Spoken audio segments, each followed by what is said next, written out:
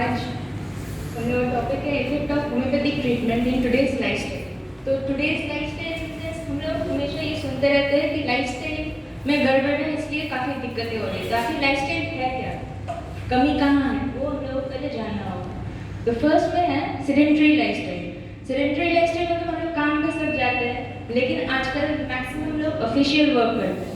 तो हम लोग घर से निकल के ऑफिस पहुँच के 8 घंटा बैठे रहना, तो ये जो विदाउट फिजिकल एक्सरसाइज हम जो काम करते हैं, तो उसमें एक सेडेंटरी लाइफस्टाइल उसका भी हिस्सा है। तो आप बोलेंगे मैं तो काम करता हूँ, मैं तो ऑफिस जाता हूँ, लेकिन वहाँ पे जाकर क्या करते हैं, बैठ के काम करते हैं। मेंटल वर्क ज़्यादा हो रहा है, फिजिकल बहुत कम हो गया है। इसके कारण काफ़ी सारी बीमारियों का सामना करना पड़ रहा है हम लोगों को।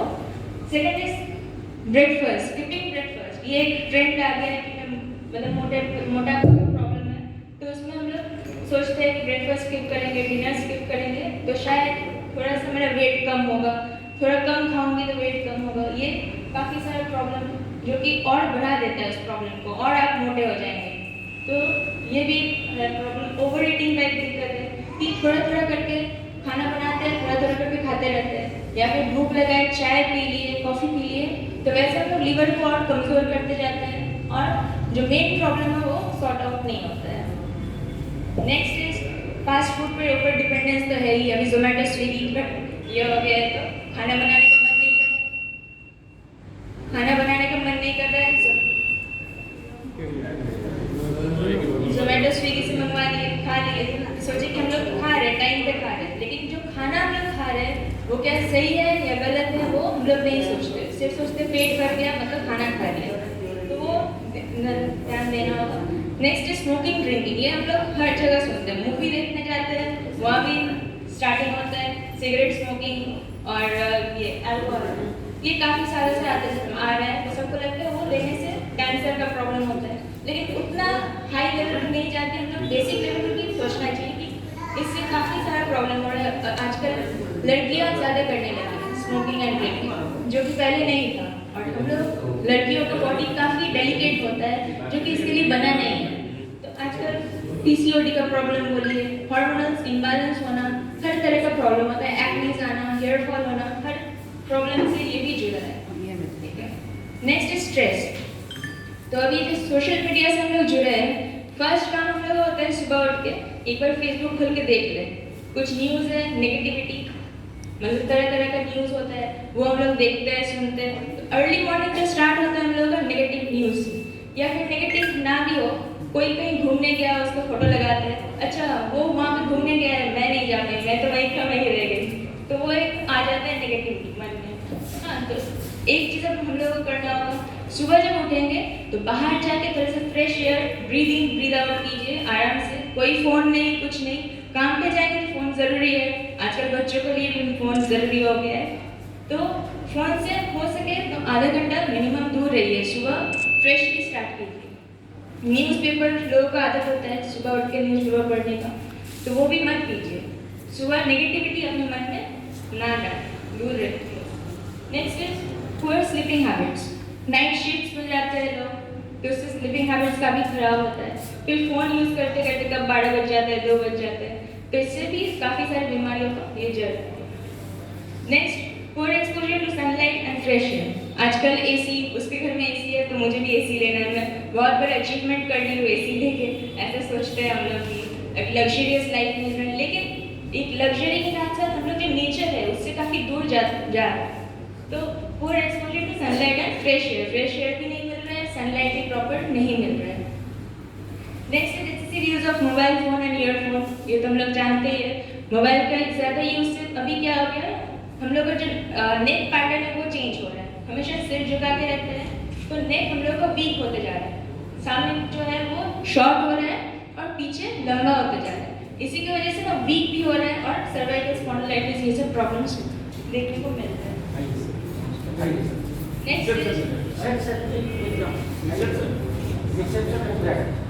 ये बेसिक एक आइडिया था। लाइफस्टाइल और भी कई तरह के प्रॉब्लम्स है।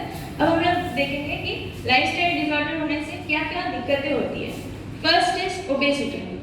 तो ओबेसिटी में देखेंगे कि हम लोग ये सोचते हैं कि मैल नरिशमेंट यानी कि पतला होना, कोई दुबला पतला चाह रहा है, देखो मैल नरिशमेंट। तो मैल नरिश इज नॉट अबाउट पतला होना, ठीक है, बैड न्यूट्रिशन, मैल मीन्स बैड, तो मैल नरिश्ड, अगर कोई मोटा भी है तो वो भी मैल नरिश्ड है। तो ओबेसिटी में नरिशमेंट की कमी ओबेसिटी में भी होता है।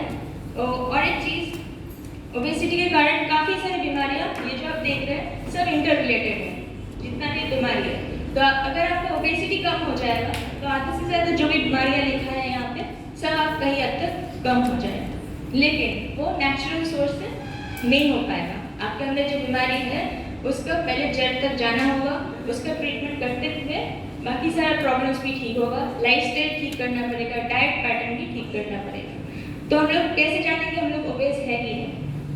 तो BMI हम लोग देखते हैं, तो हम लोग आम आदमी BMI इजीली नहीं देख पाएंगे, इसलिए बेटर है आपका जो हाइट है, हाइट इन सेंटीमीटर में कन्वर्ट कीजिए, फीट में से सेंटीमीटर में कन्वर्ट कीजिए और उससे 100 माइनस कर दीजिए।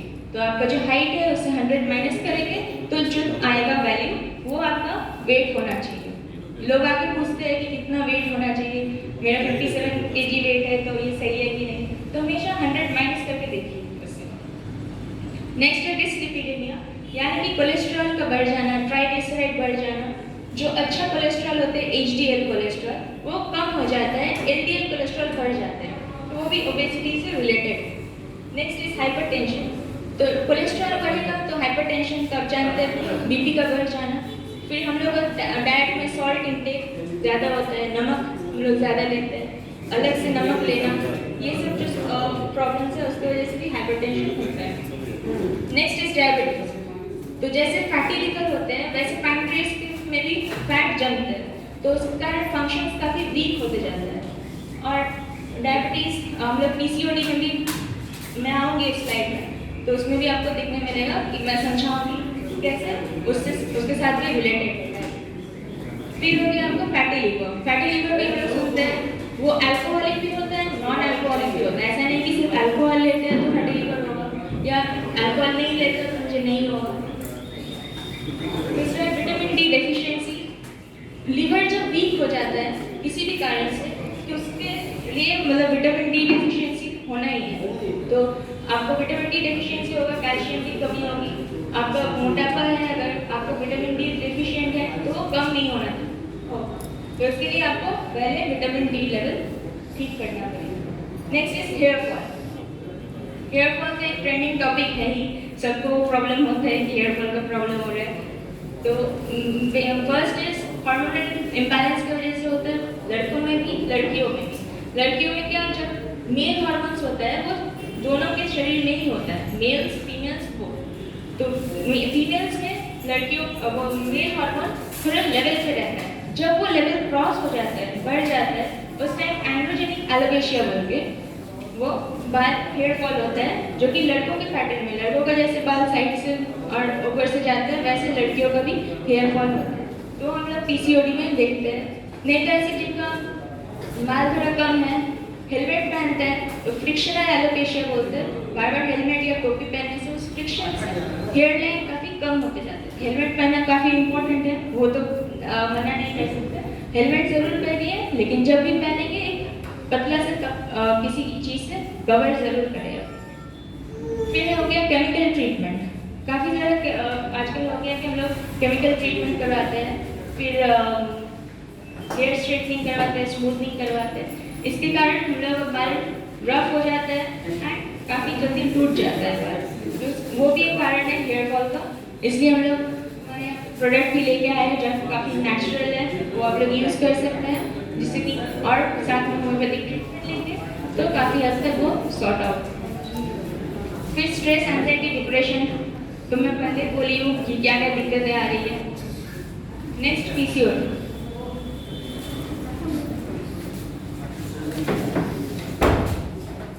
PCOD के बारे में हम लोग सब सुने हैं, पॉलीसिस्टिक ओवरियन डिजीज, नहीं तो पॉलीसिस्टिक ओवरियन सिंड्रोम बोलते हैं। ये देखिए ये USG रिपोर्ट है, ओवरी का USG रिपोर्ट है, इसमें सिस्ट बना हुआ है, देखिए इसको मोतियों का माला जैसे टाइप का एक पैटर्न आता है, मतलब 12 से ज़्यादा सिस्ट, ऐसे छोटे छोटे सिस्ट बना होता है ओवरी में, तो इसी को पॉलीसिस्टिक ओवरी डिजीज बोलते हैं, पॉलीसिस्टिक ओवरीज बोलते हैं।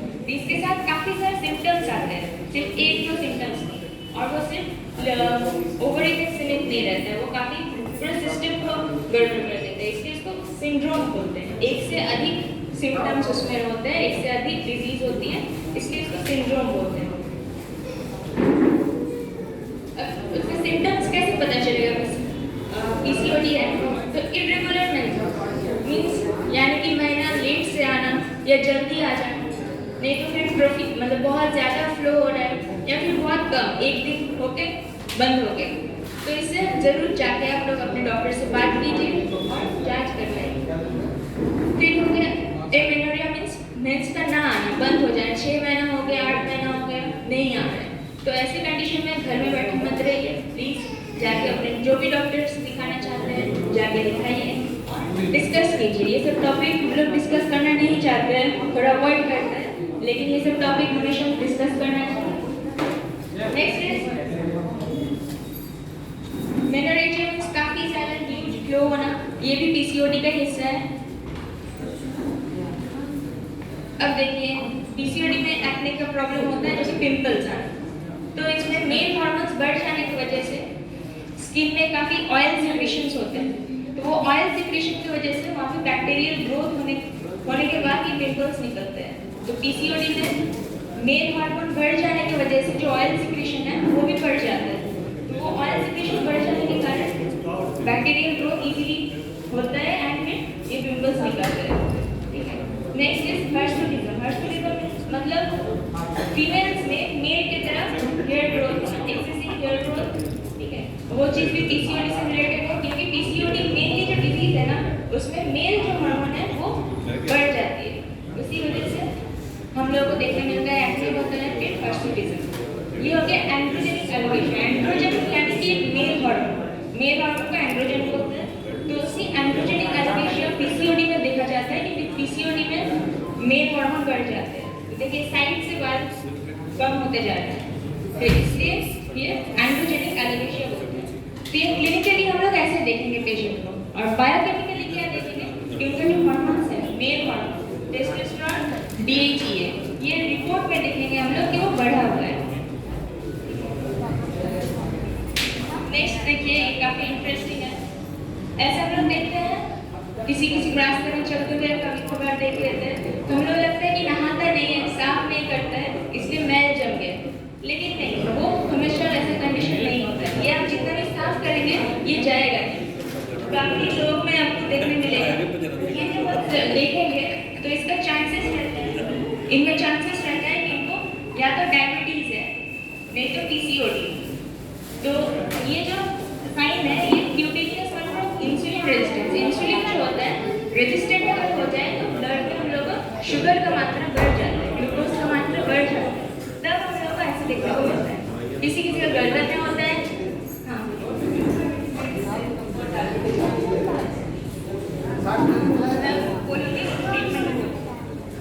तो किसी में ये प्रॉब्लम देखने को मिलता है कि नॉट ओनली नेक में, वो अंडर आर्म्स में देखने को मिलेंगे, गाल पे भी आ जाते हैं। तो ब्लैकिश डिस्कलरेशन अगर हो रहा है तो आप चुप मत रहिए, घर में मत रहिए कि मेरा बचपन से है।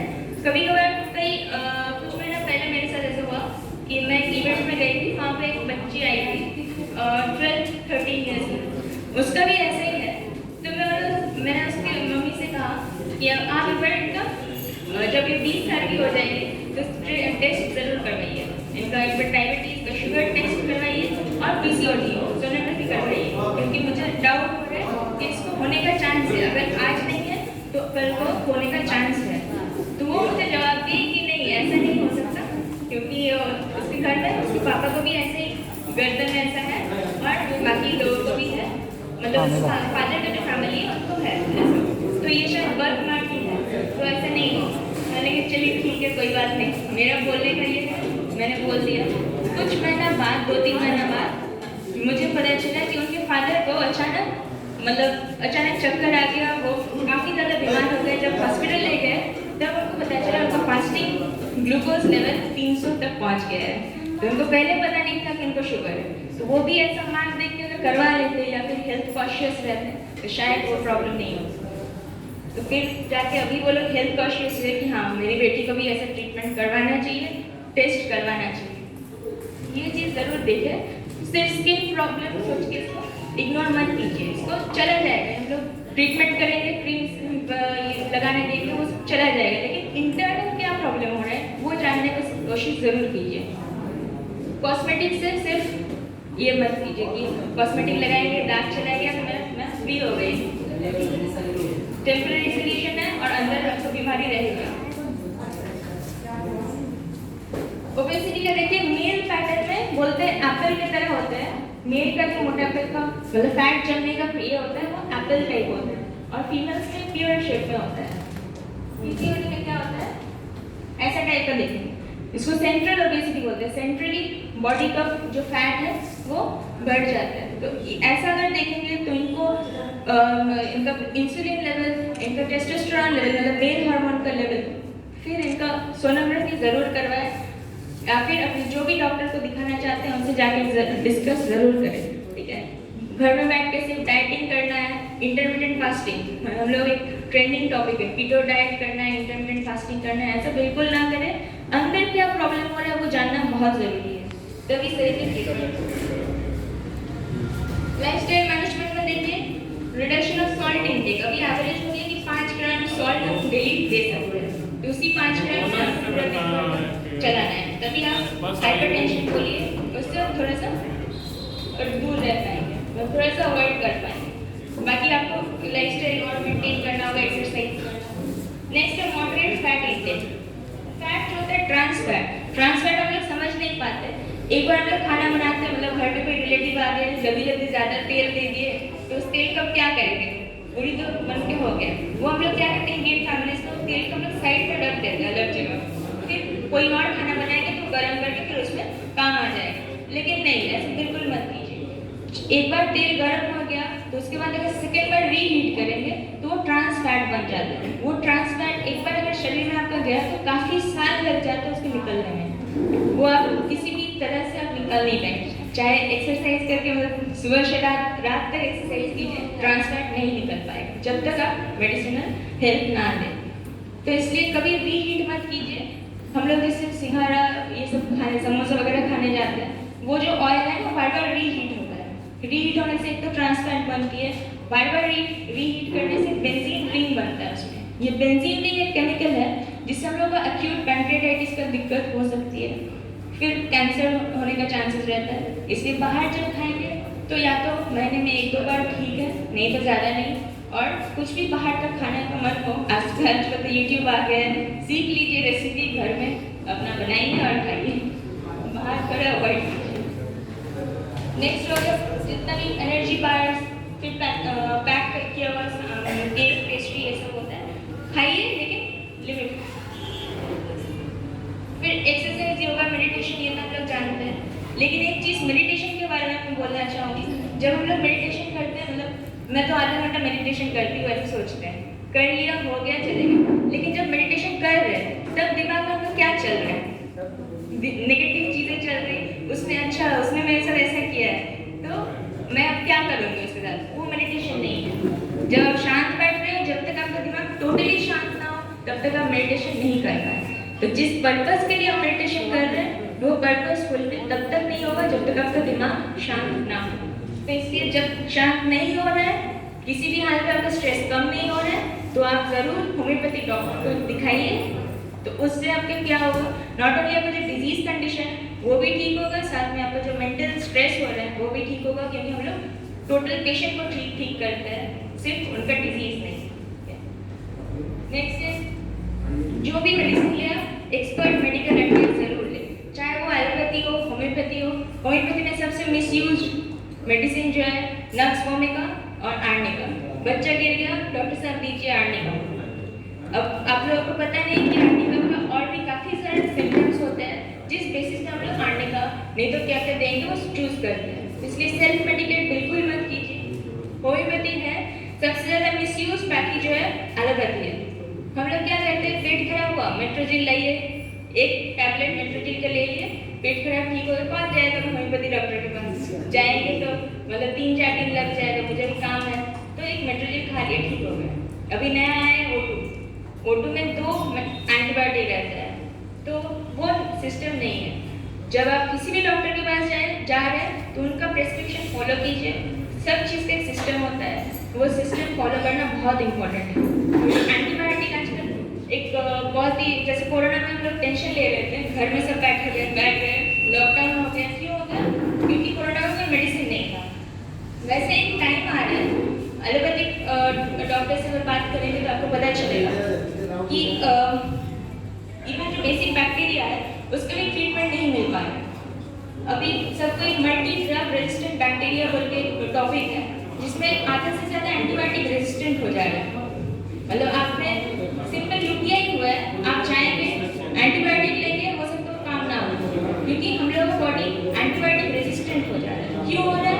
क्योंकि ये जो एक दिन मेट्रोजिल ले लिए, मेट्रोजिल एक एंटीबायोटिक है, वो आधे से ज़्यादा लोगों को पता नहीं, मेट्रोजिल खाने से ठीक हो जाता है, एक मेट्रोजिल ले लिए, तो एक जो ले लिए और मिसयूज किए, उसका प्रॉपर डोज कंप्लीट नहीं, तो ऐसा करते करते क्या होगा कि आप एंटीबायोटिक रेजिस्टेंट हो जाएंगे।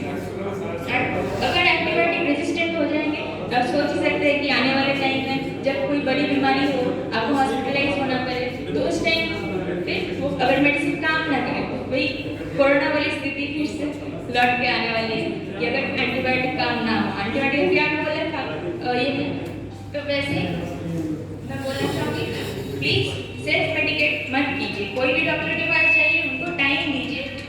होम्योपैथी डॉक्टर हो, एलोपैथी डॉक्टर हो, कोई भी डॉक्टर हो, आप जिनके पास भी जाए मिनिमम 6 मंथ टाइम उनको जरूर। अगर आपको 1% भी रिलीफ है तो उस डॉक्टर के साथ जाकर डिस्कस कीजिए अपना प्रॉब्लम, क्या आपका ठीक हुआ है, क्या नहीं हो पा रहा है, क्या नया सिम्टम्स आ रहा है, सब डिस्कस कीजिए। बाहर अपने मन में सोच रहे मैं तो 3 महीना से मेडिसिन ले रही, कुछ काम नहीं कर रहा, नहीं जाना है इनके पास, डॉक्टर चेंज कर दिए। ऐसे करके बॉडी को आप तकलीफ दे रहे हैं। जिसके पास भी जाए थोड़ा टाइम दीजिए उनको, उनके साथ डिस्कस कीजिए कि सर या मैम आपसे ये हो पाएगा, मेरा ये प्रॉब्लम है, ये ठीक नहीं हो रहा है, तो आगे क्या करूँ। अगर वो आपका प्रॉब्लम समझेंगे तो जरूर आपको सही एडवाइस देंगे। अगर उनसे नहीं हो पाएगा तो वो खुद बोलेंगे कि ठीक है ना, आप हायर सेंटर में चले जाइए, वहाँ पे दिखाइए। जरूर डिस्कस करें अपने लोगों की प्रॉब्लम। अब लोग होम्योपैथिक मैनेजमेंट की लाइफस्टाइल डिसऑर्डर जो भी हो, हम लोग होम्योपैथिक में मेन होता है कि पर्सन को, जब वो पर्सन आ रहा है क्लिनिक में, तो उसको टोटली एनालाइज करना कि कैसा है ये पेशेंट, उनका बोलने का तरीका, उनका बैठने का तरीका, देखने का तरीका, हर चीज़ हम लोग को एनालाइज करना पड़ता है। तो जब वो आके हर चीज़ बोलते हैं अपना, जो भी प्रॉब्लम है, मेंटल लेवल में स्ट्रेस है या फिर फैमिली का प्रॉब्लम है, जो भी इश्यूज है, सब डिस्कस करेंगे तो हम लोग उस पेशेंट को समझ के दवाई देंगे। ऐसा नहीं कि डायबिटीज़ है सिर्फ डायबिटीज़ के लिए मेडिसिन, ऐसा नहीं होता है। थोड़ा सा 10 मिनट